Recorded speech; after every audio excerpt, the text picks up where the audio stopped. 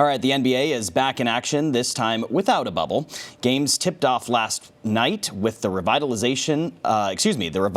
Brooklyn Nets, led by Kevin Durant, crushing the Golden State Warriors 125-99.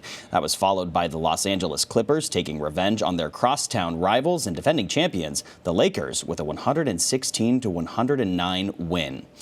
Commissioner Adam Silver says he is confident the association can get through the shortened 72-game season with its planned health and safety protocols despite the surge in coronavirus cases. Not a single NBA player tested positive for COVID-19 in the bubble last year once the playoffs started. However, the league won't have that luxury this year. There are also multiple reports about several members of the Houston Rockets organization being sent home with positive COVID tests. Among them, stars John Wall and DeMarcus Cousins. Bill Reiter is an NBA columnist and analyst for CBS Sports HQ. He joins me now from Manhattan Beach, California. Bill, thank you for coming on. The NBA isn't requiring players to get vaccines, and Adam Silver says the league won't cut in line, to receive any. So with that in mind, how can the league guarantee players and coaches are safe? Well, Tom, talking to executives, former players, agents, sources around the NBA, I can tell you that they don't know that the NBA can guarantee a successful season. Their optimism is much, much less than Adam Silver's. And I think what we're seeing from the Houston Rockets right now, folks sent home, positive COVID tests, people that can't play because of contact tracing, the real possibility that tonight's game is going to be an ugly affair with a bunch of backups. That's the reality that a lot of folks around the NBA think that fans in the league are going to have to accept to try to get through some kind of a season over the next 3, 4, or 5 months.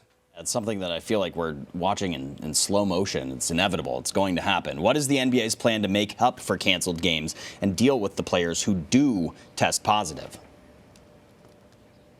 Well, the primary plan is to do what we're going to see tonight, and that is to just have basketball games come what may. Maybe there's something that's a little comparable from the NFL not that long ago. Every single one of that Denver football team had to sit down. Every Bronco quarterback that was an actual starter or backup that wasn't on the practice squad couldn't play in a game.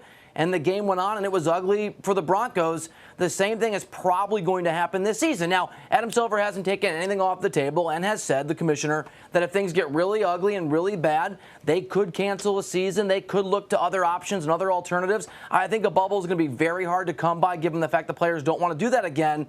But for now, at least, the plan is to plow ahead, come what may, and that means we're going to have, I think, some ugly games, some tough situations, and some teams that are just going to have to accept some losses because players like the Rockets aren't going to be able to play. Yeah, well, speaking of the bubble, we saw how effective it was during last year's playoffs. The NBA really did a great job of not having any cases. It was really remarkable. Not a single player tested positive for COVID-19 over those 3 months. Why not do it again?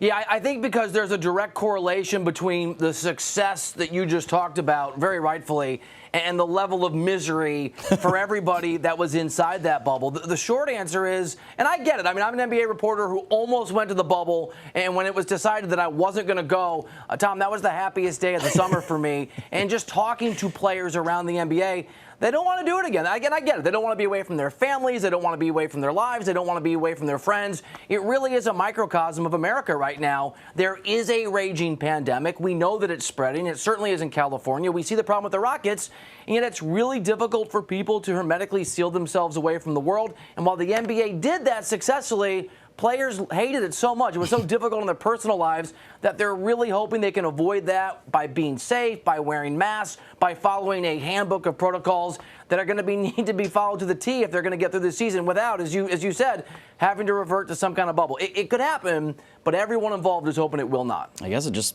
depends on what your priorities are at this point.